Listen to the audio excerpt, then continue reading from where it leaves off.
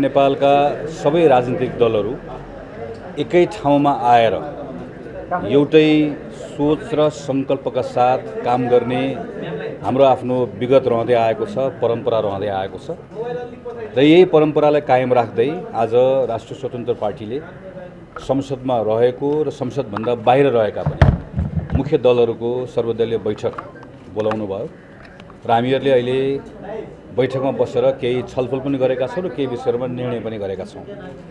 सरकारको तर्फबाट अहिले भइरहेको खोज उद्धारका बारेमा केही प्रारम्भिक जानकारीहरू हामीलाई गराउनु भएको छ। त्यसमा हाम्रा आफ्ना केही बुझाइहरू, हामीले पाएका केही सूचनाहरू हामीले थप मद्दत सरकारलाई होस् भनेर त्यही बैठकमा सरकारलाई दिएका छौँ।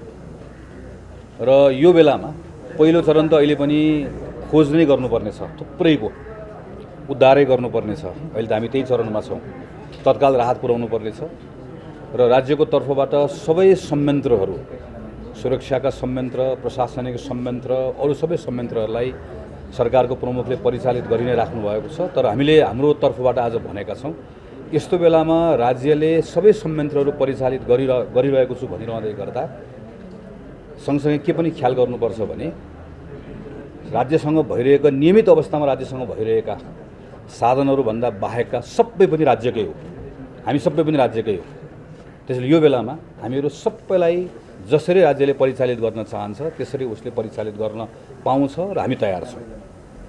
हाम्रो यही प्रस्तावमा माननीय गृहमन्त्रीजीले अहिले तत्कालै विपदग्रस्त भएको क्षेत्रहरूमा पार्टीका कार्यकर्ताहरूलाई खास गरिकन सडक सफा गर्नका निम्ति र अरू केही खोज र उद्धारका निम्ति त्यहाँ हाम्रो सङ्ख्याले पुगेको छैन, सङ्ख्याहरू परिचालित गरिदिनु पर्यो भनेर भन्नुभएको छ। हामी यहाँ भएको छलफलको आधारमा अहिले जे आवश्यकता छ त्यो आवश्यकताको अनुसार हामी आफ्नो पार्टीभित्र जुन विपदका हाम्रा संरचनाहरू बनाएका छौँ ती संरचनाहरूमा अहिले सरकारले भनेकै कुराहरूसँग समन्वय गरिकन हामी आफ्नो कुराहरू परिचालित गरिहाल्छौँ। हामीले यही नै भनेका छौँ कि यतिखेर स्टेट भन्दै गर्दाखेरि स्टेटले नन स्टेट भनेर भनिएको त्यो सबैलाई पनि आफ्नो ठान्नुपर्छ। हामी सबै यो बेलामा राज्यका हौँ, चाहे निजी क्षेत्र होला, चाहे राजनीतिक दल होला, चाहे सामाजिक सङ्घ संस्थाहरू होला, यो सबै मेरो शक्ति हो, सबैलाई मैले परिचालित गर्नुपर्छ। किनकि सरकारसँग भएको स्रोत र साधनबाट मात्रै यत्रो ठुलो प्राकृतिक विपत्ति पछिको अवस्थामा काम गर्ने कुरा सम्भवै हुँदैन।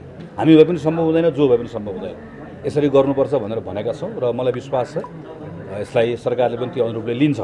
दोस्रो, आज हामीले छलफलमा के भनेका छौँ भने हामीले प्रत्येक विपत्तिमा गरेको अनुभव, विपत्तिको लगत्तै पछाडि हामी सबैलाई विपत्तिमा परेको प्रत्येक नागरिकको जस्तै पीडा हुन्छ, चाहे त्यो राज्य सञ्चालनमा बसेका कोही होला, चाहे सञ्चार माध्यम होला, चाहे हामी होला।